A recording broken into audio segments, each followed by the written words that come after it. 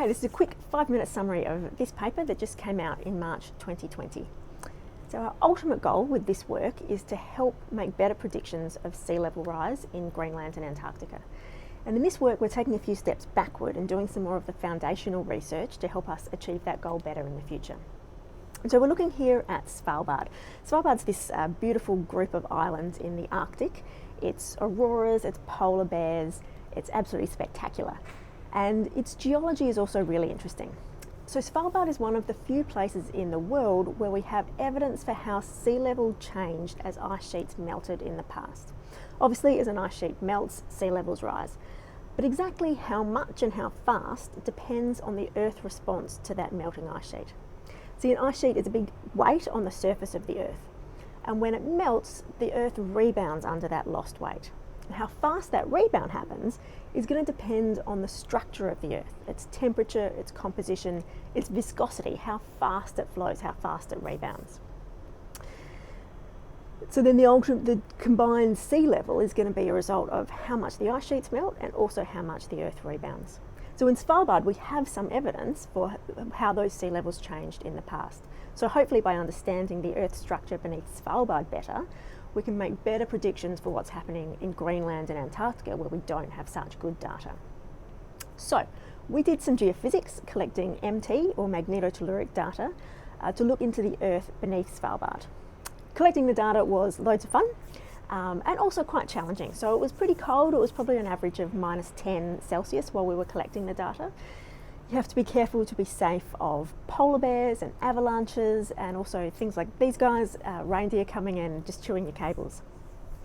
There aren't really any roads in Svalbard, so we zoomed around on snow scooters, deployed 10 instruments, left them in the ground for 3 weeks to give them enough time to look really deep, and then zoomed around again and picked them up.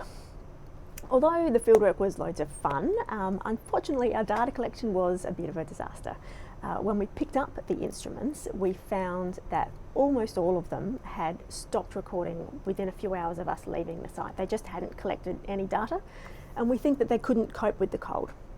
We were really devastated. But fortunately, some members of our team had collected data there previously, and we were able to put them together and still managed to get a good result. This is the result.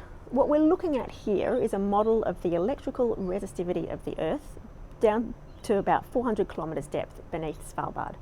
So the blues here are more electrically resistive and the reds are more conductive. So there's this upper blue layer down to about 80 kilometres depth. That's the lithosphere, really the plate, and that's strong and cold. What we're interested in is the layer beneath that. And this is the part of the upper mantle that flows and is going to be involved in that rebound. We used the MT model and also other geophysical data to calculate the temperature and the composition of the upper mantle. And we found that down to about 150 kilometres depth, there's almost certainly some partial melt, some molten rock in the upper mantle beneath Svalbard. And that means that's going to be much weaker and is going to flow much more easily. And that might have been important in how Svalbard rebounded in the past. Beneath that, the upper mantle is much more like we'd normally expect. There's no partial melt and it's likely to be much stronger.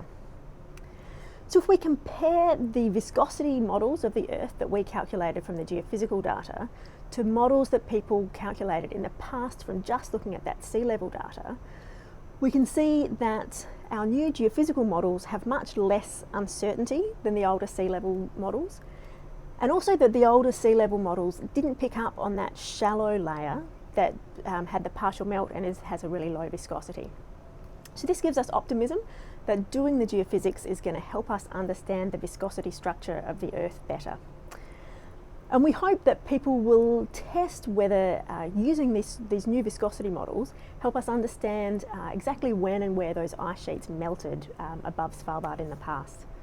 And then our ultimate goal is to use these lessons that we're learning about how we can use geophysics to understand the viscosity structure of the Earth in places like Svalbard to Greenland and Antarctica, where there's such a pressing need to understand this rebound right now.